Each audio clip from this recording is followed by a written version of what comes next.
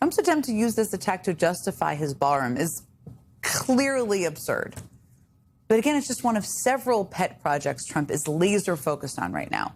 As I mentioned, Trump is also now using the attack in his never-ending effort to get comedian Jimmy Kimmel taken off the air. And today, Trump's FCC director ordered a new review of the licenses for ABC Disney over this joke Kimmel made the 2 days prior to the White House Correspondents' Dinner, where he pretended he was hosting the event. And of course, our First Lady Melania is here. Look at Melania, so beautiful. Mrs. Trump, you have a glow like an expectant widow.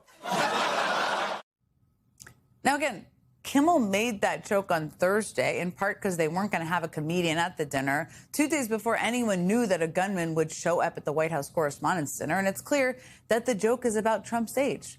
There's a 24-year age gap difference between Trump and Melania. It's not a call for violence against the president. Because Donald Trump is always ready and willing to underscore the absurdity of his own actions, he literally made a similar joke himself just today at his event with King Charles while talking about the length of his parents' marriage. They were married for 63 years. And excuse me, if you don't mind. That's a record we won't be able to match, darling. I'm sorry. Just not going to work out that way. We'll do well, but we're not going to do that well. 63 years. It's basically just a different joke about his age. And Jimmy Kimmel told a version of it before we knew there would be an attack on the White House Correspondents' Dinner. No reasonable person would think Kimmel was somehow calling for political violence, just like no reasonable person would think Caroline Leavitt was talking about actual gunshots when she said this right before the Correspondents' Dinner took place. I will tell you, this speech tonight will be classic Donald J. Trump. It'll be funny. It'll be entertaining. There will be some shots fired tonight in the room. So everyone should tune in. I mean, by their standards, maybe the FCC chairman should investigate. I'm obviously kidding. But that's really the logic they're using to go after Jimmy Kimmel. And if you think that's a stretch, just wait, because the Trump administration has put a lot of imagination into using this moment to go after another one of Trump's perceived enemies.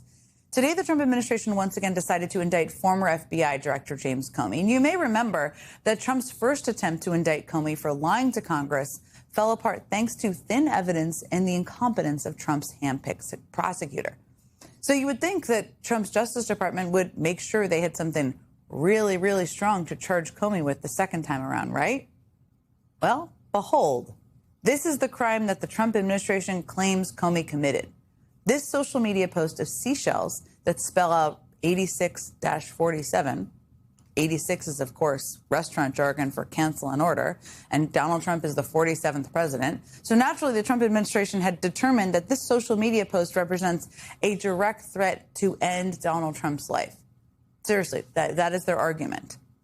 Now, James Comey has said explicitly that he did not intend this as a threat against the president's life. And let's be honest, no right-minded person would interpret this as a threat against the president's life. During the Biden administration, conservative influencers were posting 86-46. He was, of course, the 46th president, to express their discontent with the president, and nobody prosecuted them. Conservative T-shirt vendors even sold impeach Biden T-shirts that said 86-46 on them. You can still buy them on Amazon today. But the Trump administration, the Justice Department, says that this Instagram post from James Comey is a legitimate threat against Trump's life. And they say they are ready to take that argument into a U.S. courtroom.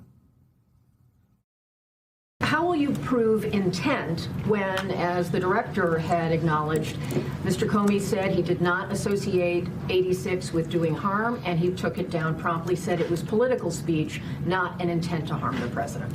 How do you prove intent in any case? You prove intent with witnesses, with documents, with the defendant himself to the extent it's appropriate, and that's how we'll prove intent in this case.